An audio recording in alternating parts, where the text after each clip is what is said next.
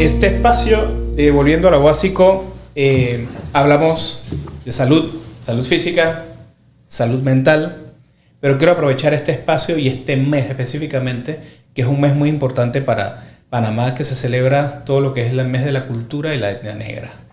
Y tenemos un invitado especial, autor de un libro, Memorias de Bocastown. Quiero agradecerte, Ariel Pérez Price, nieto del doctor Ariel Price. José Antonio Price. José Antonio Price. Correcto. Okay. Bienvenido, gracias por aceptar mi invitación a conversar un poco sobre tu libro. A mí me llamó mucho la atención y te he buscado por todos lados y te encontré en LinkedIn para poder conversar, invitarte a que nos converses un poco sobre este maravilloso libro. O sea, he tenido la oportunidad de leerlo y para mí ha sido no solamente un libro del legado que ha dejado tu abuelo, pero también un libro, es tu bisabuelo.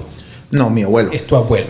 Okay. El legado que ha dejado tu abuelo y todo el movimiento que lleva, porque es un libro de historia, jamás contado y desde tu perspectiva. Claro. Bienvenido, Ariel. Bueno, muchísimas gracias por la oportunidad. Siempre es reconfortante cuando personas que uno no conoce se acercan a uno producto de la obra literaria o artística, ¿verdad? Eso te deja un buen sabor de boca, ¿verdad? Porque significa que estás llegando a un público amplio. Y en particular este libro, que es mi primer libro, siento que ha estado caminando solo. Lo publiqué inicialmente en el año 2017. Okay. Y entonces lo reeditamos en el 2019. Creo que es la versión que tiene, la del 2019.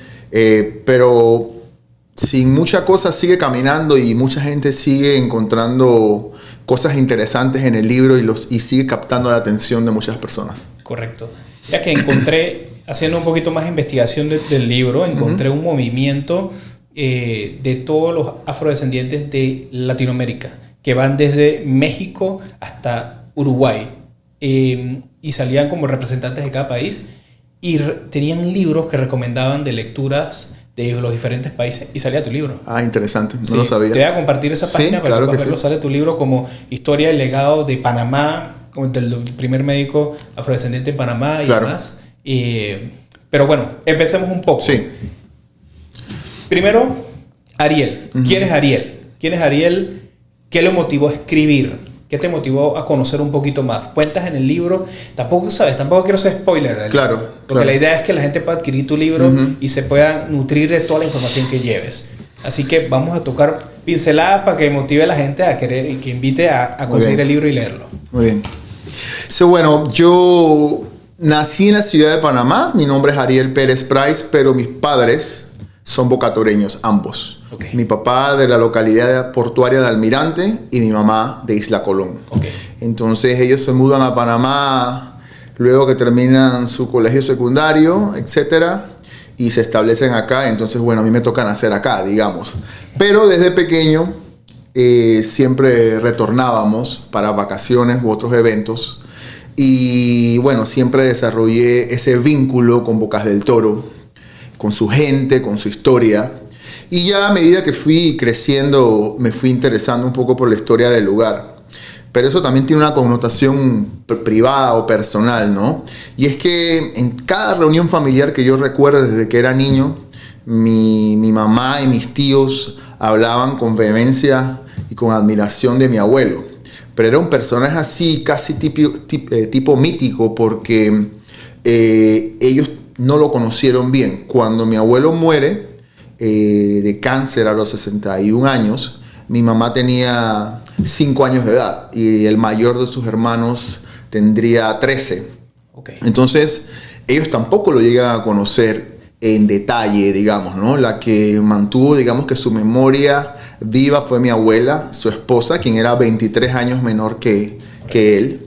Y entonces era poco lo que ella decía o hablaba. Quizás era, ¿sabes?, cuestión de la gente, como se dice, la gente del tiempo de antes, que no le gustaba... Muy reservados. Muy reservados o hablar en detalle, ¿no? Entonces, pero en cada reunión se hablaba del Dr. Price y de las hazañas del Dr. Price y de que había estudiado en Estados Unidos y que había sido un político liberal y su relación con los liberales de principio de la República, con Carlos Antonio Mendoza, con Belisario Porras.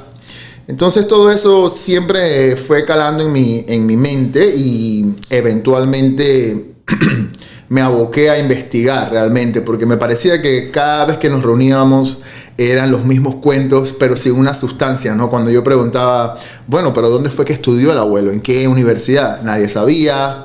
Si yo preguntaba, bueno, pero ¿a qué partido pertenecía? Sí, al liberal, pero ¿qué liberal? Tampoco nadie sabía.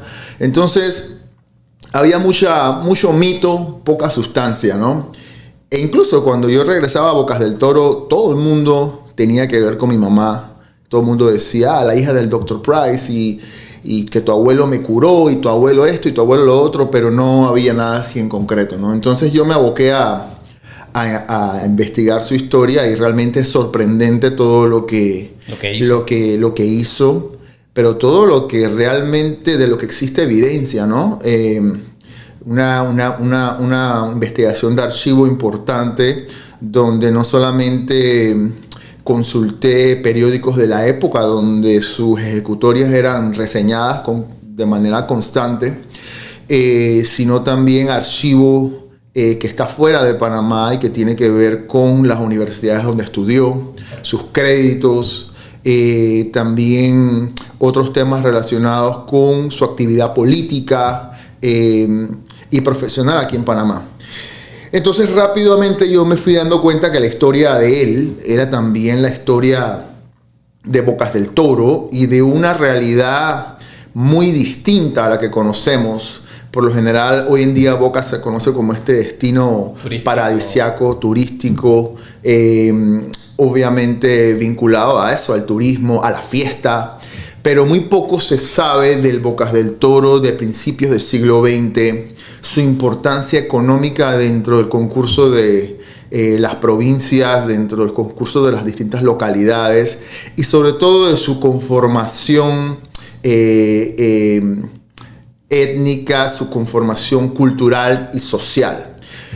Bocas del Toro es muy especial en términos de su configuración y la forma como esa sociedad se fue nutriendo del influjo de diferentes culturas, creando un ente cosmopolita que produjo gente de mucho valor, entre las cuales está mi abuelo, ¿no? Ok. Que eso lo describes muy bien en el libro. ¿Cómo fue el boom económico que vivió? Sí. Ese momento económico, de crecimiento económico por las diferentes empresas que se instalaron en Bocas del Toro. Sí. En ese momento, en esa época. Que grandes tenían que ver con empresas, obviamente es lo que hoy llamaríamos una multinacional. Bueno, en ese momento también lo llamaban así. Sí. Y veo que sí, en efecto, cuentas la historia claramente de cómo tu abuelo incursionó en el mundo político, tuvo contactos, gente que lo apoyó y vio el potencial que tenía él. Claro. Realmente cuentas incluso desde su infancia. Yo siento que tú hiciste magia para encontrar esta información. O sea, ¿cómo hiciste? ¿A dónde acudiste? Ya veía, aquí en Panamá hay un sitio que registre... Bueno, mira, yo soy abogado, ¿no? Digamos. Y quizás la primera parte de mi carrera transcurrió dentro del Ministerio Público a nivel de fiscalías. Okay. Y quizás eso me dio un primer entendimiento de cómo buscar cosas, ¿no? De cómo investigar, de cómo tratar de llegar a la verdad o a llegar a la razón, cómo producir evidencia, digamos. Bueno, esa es una parte que yo asumo. Lo otro es mi formación académica. Yo, como te dije, soy abogado. Obviamente que también estudié en el exterior, entonces pasé por esa formación, esa rigidez académica que implica producir tesis de grado, producir monografías de alto nivel, y entonces eso involucra también entendimiento del archivo y del uso correcto de la investigación académica. Entonces yo creo que eso me ayudó mucho, ¿no? A pesar de que no soy historiador, tenía esas herramientas a mi mano. Yo creo que ya eres historiador, ya eres aficionado, escritor, ¿no? Sí. Historiador, sí, o sea, sí. ¿verdad que sí? Y entonces, bueno, ahí fui encontrando muchísima información. Digamos que yo dividí su vida yo tuve una conversación con mi abuela antes de que ella falleciera, donde ella finalmente accedió a hablar un poco y yo escribí toda la conversación que tuvimos. Entonces decidí dividir su vida en diferentes segmentos, ¿no? Su vida personal por un lado, su vida académica por otro, su vida profesional, y traté entonces de enfocarme en cada segmento de su vida y arribé a todas estas conclusiones, ¿no?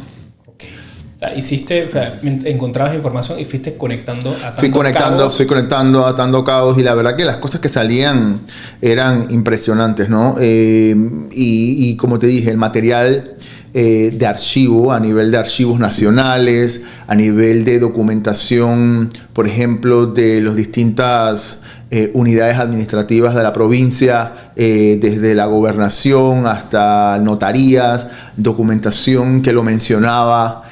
Como te dije, sus créditos universitarios. Un punto bien interesante, ¿no? Es que, y eso era como un camino sin salida, ¿no? El tema de sus estudios. Claro. Porque no se sabía con exactitud dónde había estudiado.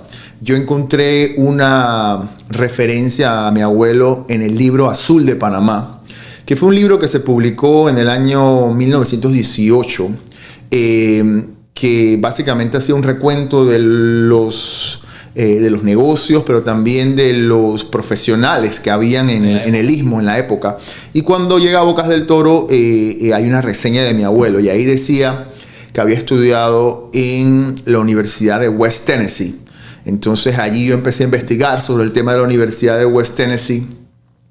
Obviamente que había un punto que era clave, ¿no? Mi abuelo obviamente era un afrocaribeño, o sea, era un afrodescendiente. Y obviamente que Tennessee queda en el sur de los Estados Unidos. Entonces, de una vez, la primera pregunta que te salta, obviamente a principios del siglo XIX, a principios del siglo XX, había una total segregación en el sur de los Estados Unidos. Entonces, ¿cómo logra estudiar allá, no?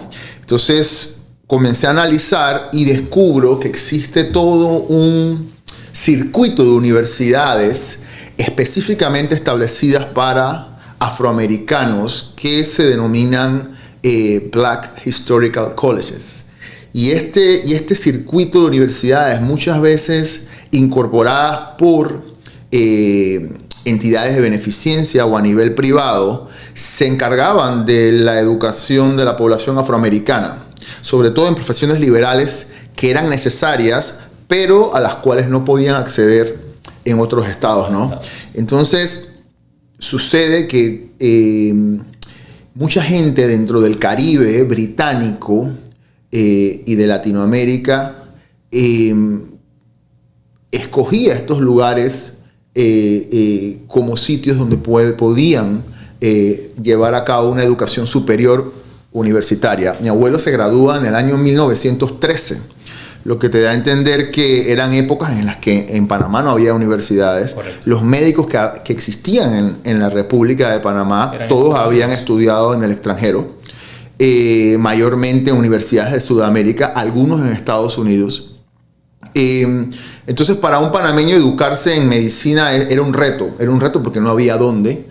Y siendo afrodescendiente era un reto aún mayor. Entonces él va a Estados Unidos, él estudia en dos universidades distintas, una que se llama Shaw University en North Carolina, que aún está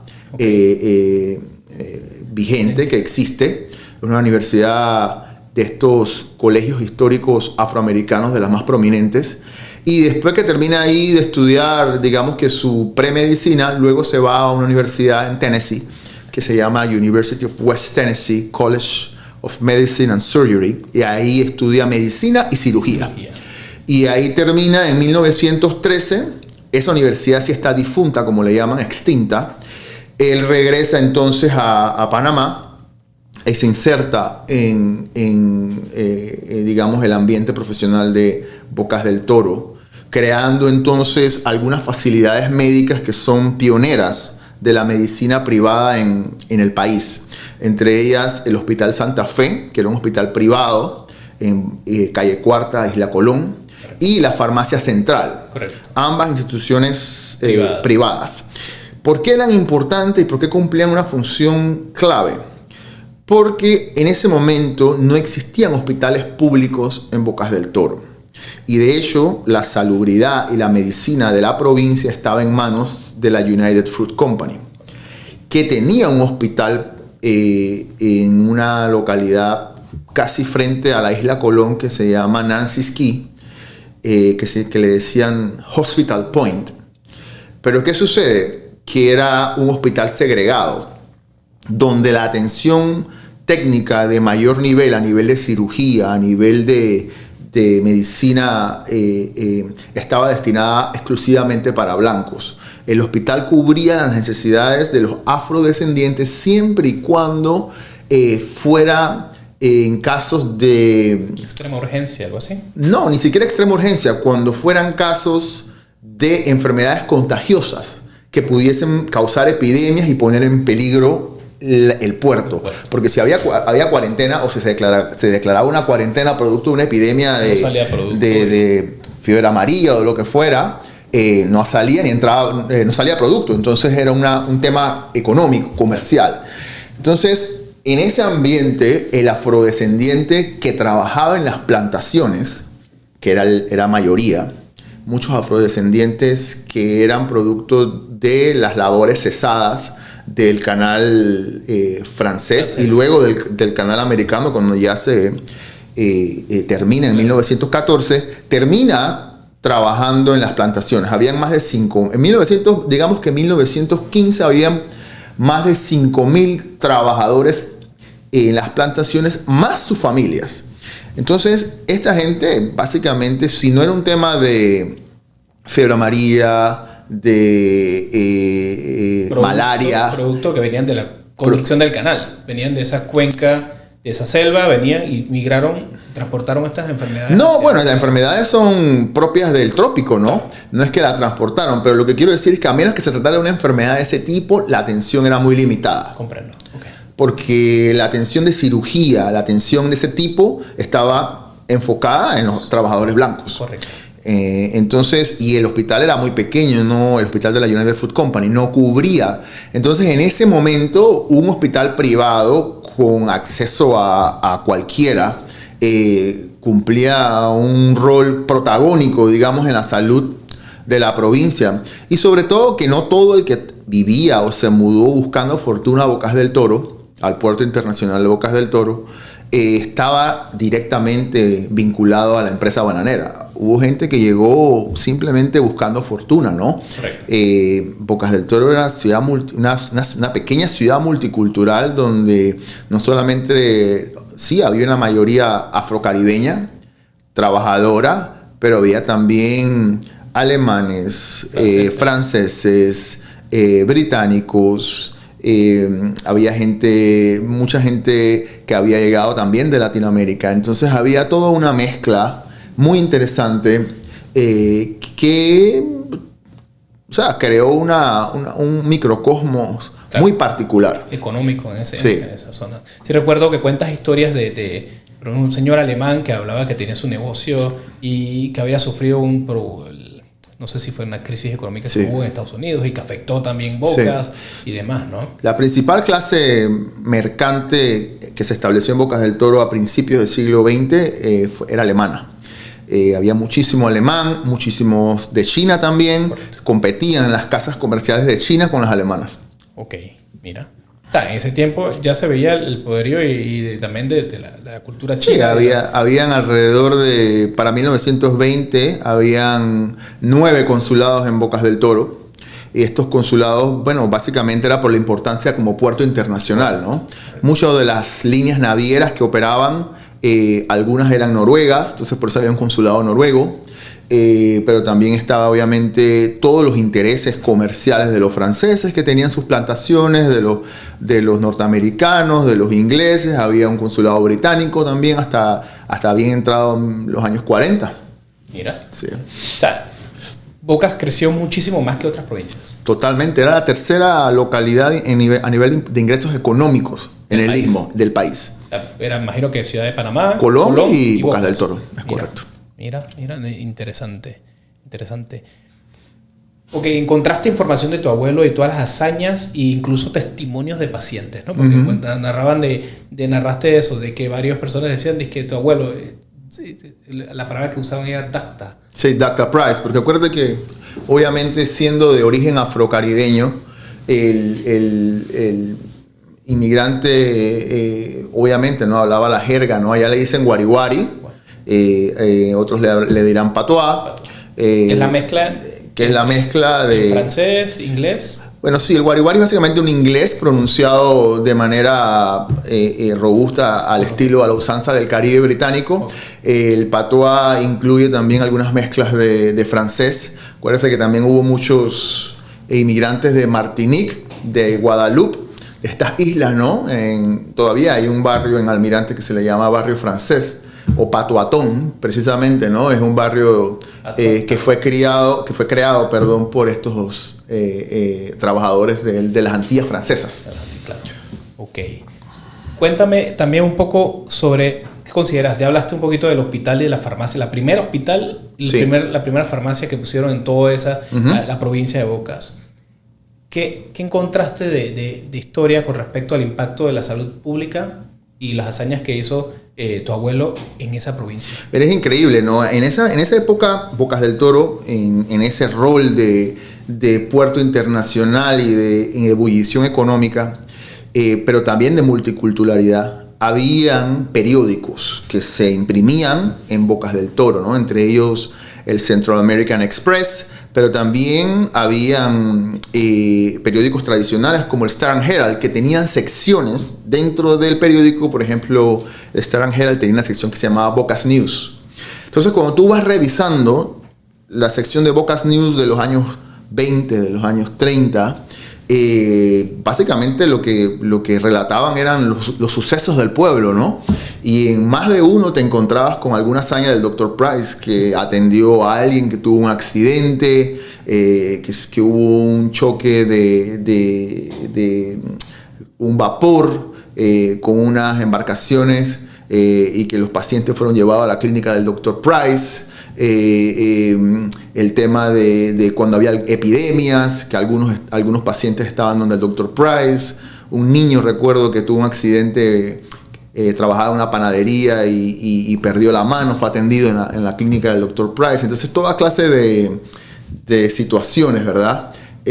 Salían publicadas en los diarios, y entre ellos figuran en más de una ocasión grandes hazañas. Digamos, hazañas médicas del médico. Después, ya cuando yo empecé a investigar, yo empecé esta investigación probablemente en el 2005, así con seriedad. Cuando iba a Bocas del Toro, empezaba a tratar de entrevistar ancianos que me encontraba en el pueblo, a veces recomendados por mi madre, pero otras veces gente que yo veía que podían tener una edad de haber conocido a mi abuelo, ¿no? Porque mi abuelo murió en 1961. Entonces eso te da a entender, 51. Eso te da a entender que, si empecé a investigar en 2005, habían pasado unos buenos 55 años de su muerte, ¿no?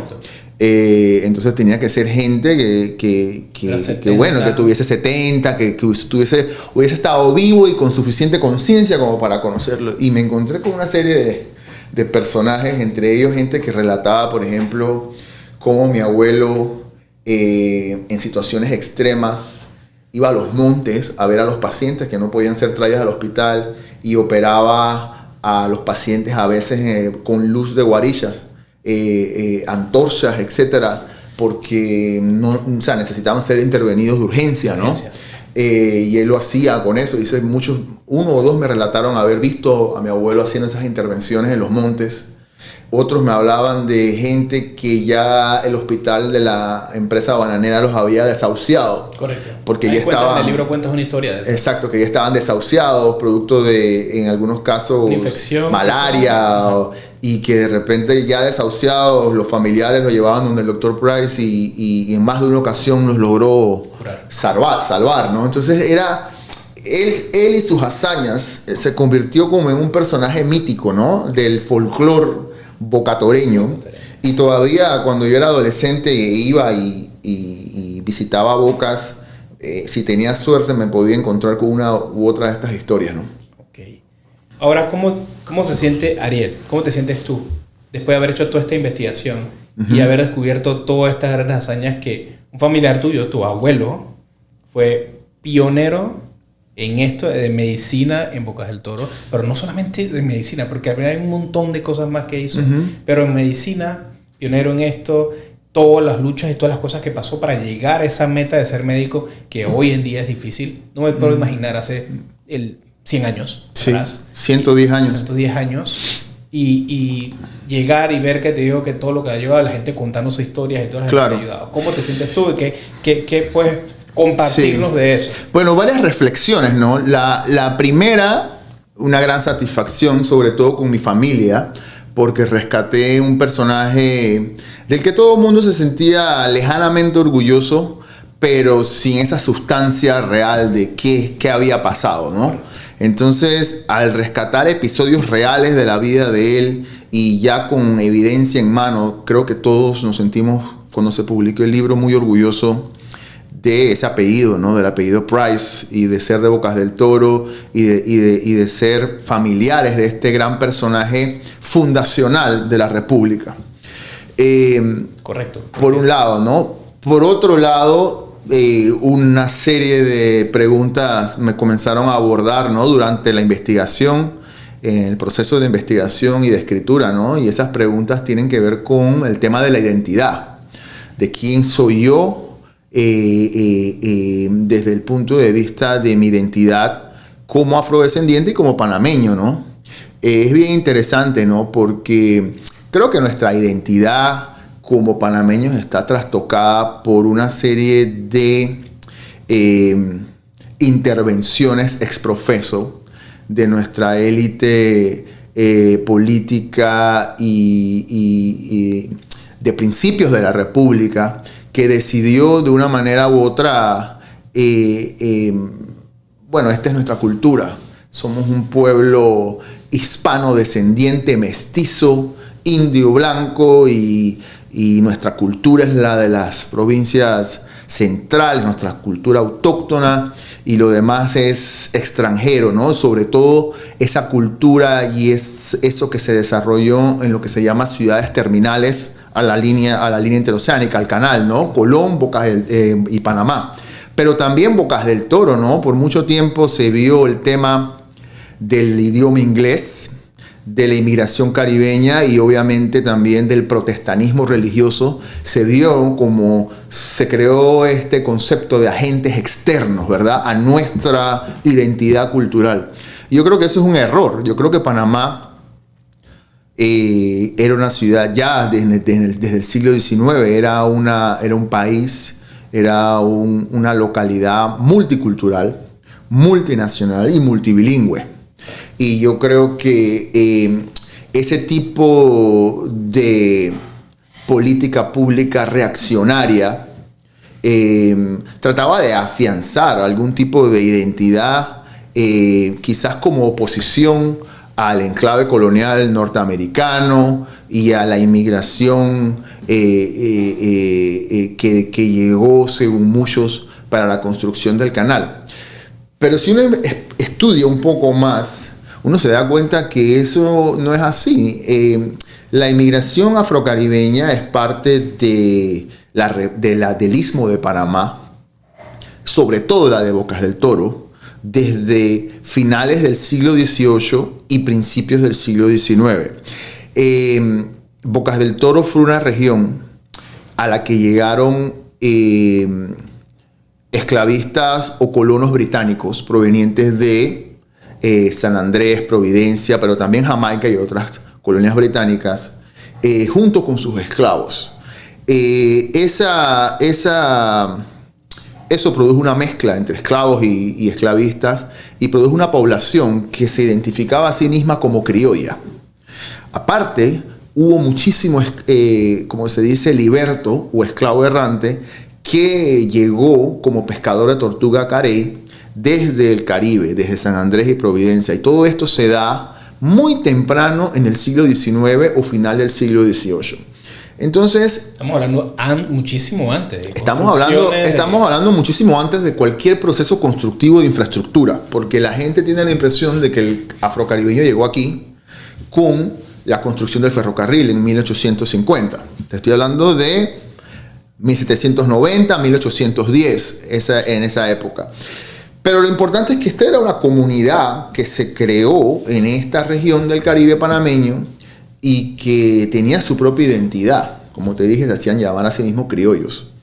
Y ellos básicamente tomaron provecho de este boom agrícola que tuvo el litoral. Y descendientes de estas familias no solamente utilizaron esos dineros o esos ingresos para adquirir más riquezas, sino también para educar a sus familias. Entonces hay toda una tradición histórica de familias negras, de élite negra de Bocas del Toro, quienes enviaban a sus hijos a educarse en el sur de los Estados Unidos. Y no solamente a sus hijos varones. Hay, por ejemplo, registros que te hablan que entre 1900 y 1905, alrededor de 30 niñas de estas comunidades, de estas familias criollas, terminaron estudiando en, por ejemplo, Spelman University en Atlanta. O sea, terminaban su secundaria, incluso algunas fueron a la universidad en Atlanta, en Georgia. Entonces, son familias educadas, son familias que tenían una cultura obviamente no hispánica, una cultura apegada al Imperio Británico y a la era victoriana. Correcto.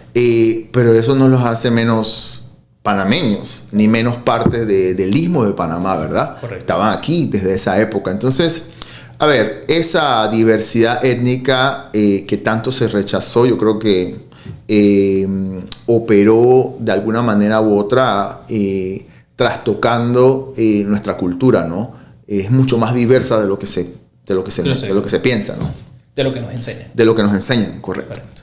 Yo siento que este libro, tu libro, me considero, y lo digo abiertamente, de que considero que es un libro de lectura obligada. En escuelas, incluso en el colegio de medicina. Porque, te soy honesto, antes de leer tu libro no tenía idea de que tu abuelo había sido partícipe de todo este movimiento y que ha influenciado a un montón de personas más a seguir esta hermosa profesión de la medicina y llegar y cumplir sus sueños y metas también. Claro. Entonces ha sido como fuente de inspiración seguro para las siguientes generaciones de médicos. Sí, definitivamente creo que sus ejecutorias son claras, ¿no? Dentro de la República. Yo lo llamo un panameño fundacional, porque llega en 1913 el protomedicato, obviamente, que es el colegio médico, se crea en 1904. Yo una vez tuve acceso a ese documento de los nombres que estaban allí. Había muchos extranjeros, pero obviamente que la salud pública también estaba en manos de los norteamericanos, no solamente en Bocas del Toro a través de la United Fruit Company, pero aquí no fue sino hasta el gobierno de Porras que se vuelve a renacionalizar la salud pública en el Istmo. Y mi abuelo participó de ese proceso de renacionalización de la salud pública. Él fue médico oficial de la provincia de Chiriquí y fue médico oficial de la recién creada provincia de Darién. Entonces él estuvo básicamente también activo en ese proceso de nacionalización cuando Panamá, en el último periodo de Porras, en el 24 me parece, comienza a asumir como república el manejo de la salud pública. Correcto. Del país, que se lo habían dado a los norteamericanos desde el tiempo de la construcción, que era por el saneamiento que se hacía necesario para poder adelantar los trabajos. Entonces, allá en Bocas del Toro hubo también muchos avances desde el punto de vista de medicina, de salud pública, porque la compañía bananera estableció este nosocomio de última generación para precisamente tratar las enfermedades contagiosas, porque como mencioné, el puerto no puede estar en cuarentena, ¿no? De lo contrario, hay una afectación económica grande. Claro. Entonces creo que el último caso de fiebre amarilla en Bocas del Toro se dio en 1907. O sea, mucho antes de que se erradicara la fiebre amarilla y la malaria en la zona del canal. Correcto. Sí, ahí lo explicas muy bien de la ubicación de ese hospital que tenía alta tecnología para ese momento. Sí. Es que lo describes muy bien, de que la provincia de Bocas del Toro fue influyente para otros países, otros continentes. Cómo venía gente era multicultural y mucha gente era políglota. Tu abuelo hablaba 3 idiomas. Mi abuelo hablaba 3 idiomas, exactamente. Él era francés, español e inglés. Yo lo sabía, o me lo había dicho mi abuela, pero incluso imagínense, ¿no? Como volviendo al tema de los periódicos y el uso del archivo, yo encontré una nota en el Jamaica Gleaner, que es un periódico jamaicano, que tenía un corresponsal en Bocas del Toro, y en el periódico, en los archivos del Jamaica Gleaner, sale la nota cuando mi abuelo se casa por primera vez. Él se casa en 1915. Con una joven francesa. Con una francesa, hija de franceses, hija de padres franceses, nacida en Bocas. Okay. Y ahí dice que el Dr. Price habla perfecto español, inglés y francés. O sea, es interesante cómo lo describieron, ¿no? Claro. Como una persona muy educada, ¿no? Correcto. Sí, sí, sí. Sí, recuerdo que mencionas eso también, de que él tuvo la oportunidad para ir a estudiar a Estados Unidos, primero tenían que hacer un stop en Jamaica. Bueno, no tenían que hacer un stop, pero en Bocas del Toro no había, no había escuela tampoco pública. Lo que había allí entonces eran tutores jamaicanos en su mayoría, y estos tutores jamaicanos tenían conexiones con los colegios secundarios en Jamaica. Entonces los pupilos más aventajados, o los que tenían los medios, una vez terminaban su periodo en Bocas, los enviaban para que obtuviesen su diploma de secundaria en Kingston, en Jamaica. Entonces él estuvo en Jamaica 1 año o 2 antes de ir para Estados Unidos. Claro. Y ahora O sea, si te fijas, es toda una trayectoria vital distinta a la que alguien de élite en la ciudad de Panamá pudiese tener. Claro. Que hubiese sido, bueno, tú eres una persona educada, yo te mando a un colegio en Bogotá, terminas y ahí mismo te quedas en Bogotá, o si tengo los medios, entonces vas para Estados Unidos. Bueno, acá era distinto el trayecto, ¿no? El Caribe ampliado, el Caribe panameño era parte de ese circuncaribe, de ese Caribe ampliado. Era un solo espacio vital donde los puertos del Caribe, me refiero a La Habana, Cuba, a Kingston en Jamaica, a Cartagena, a Limón en Costa Rica, eran parte de un circuito que estaba unido por líneas navieras, entre ellas la Gran Flota Blanca de los Estados Unidos, que cubrían todos esos puertos, que amalgamaban a la vez a lo que es Nueva Orleans, Alabama y toda el área, incluso llegando hasta Nueva York. Entonces, toda esa área era un solo espacio vital. Por eso que para aquellos enclaves caribeños en tierra firme, como lo fueron Limón, Bocas del Toro y otros, llegar a estudiar al sur de los Estados Unidos era parte del recorrido, un recorrido muy natural, no era nada extraño. Correcto. O sea, sí, para alguien que vivía en la capital sí hubiese sonado extraño hacer esa ruta, ¿no? Porque como bien mencionabas por acá, las rutas de estudio o de formación eran otras. Eran otras. Y hoy, para que menciones un poco más sobre la relevancia que tiene la historia de tu abuelo y el libro en la actualidad. Bueno, para mí tiene que ver con de alguna manera reivindicar a individuos de gran valía e importancia que fueron invisibilizados de la historia en su momento. Esa invisibilización, como mencioné, tienen que ver con procesos donde se trastocó la identidad del panameño, ¿no? Donde aquel que no hacía que no correspondía al concepto de lo que es ser panameño, era ignorado, era objetivamente ignorado, ¿no? Entonces, muchos panameños que tuvieron ese tipo de contexto dentro de su formación fueron ignorados. Es interesante ver, por ejemplo, había racismo, hay que decirlo, ¿no? Es producto también de eso, ¿no?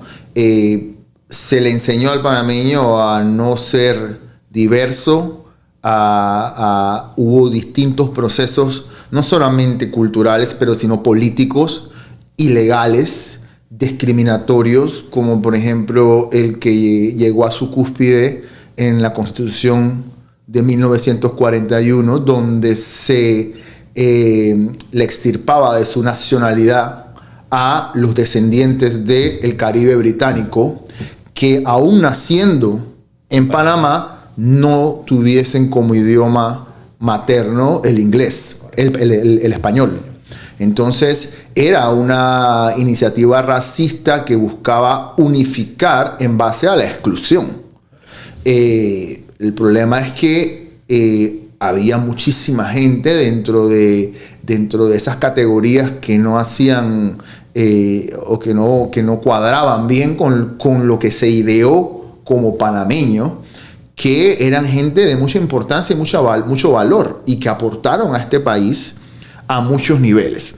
Entonces, yo creo que es tiempo de que nosotros analicemos la historia panameña objetivamente para no cometer los mismos errores, por un lado, pero también, por otro lado, para entender nuestro ADN como un lugar de inmigración, como un lugar cuya cultura es producto de esa inmigración, de ese transitismo que es parte de nuestro ADN, producto de nuestro canal y de nuestra posición geográfica, y que básicamente se le dio la espalda por mucho tiempo, ¿no?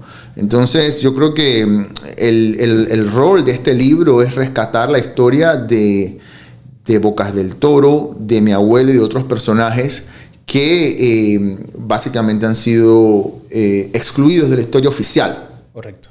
Eso lo mencionaste en un artículo que te entrevistaron. No tanto en el libro, pero que tú sentías como que tu abuelo había tenido participación importante en movimientos, pero que sentías o habías notado que había quedado como excluido de alguno de estos movimientos que fueron importantes para, por lo menos, el tema de salud y demás. Claro, yo creo que en ese tema de salud, por ejemplo, es importante, ¿no? Hay en los archivos nacionales reposa una copia de el acta de la creación de la Asociación Médica Nacional. Yo había escuchado que mi abuelo había participado de esa asociación médica y que era fundador, pero cuando accedí al acta en los archivos nacionales no aparecía su nombre por ningún lado, lo que me extrañó.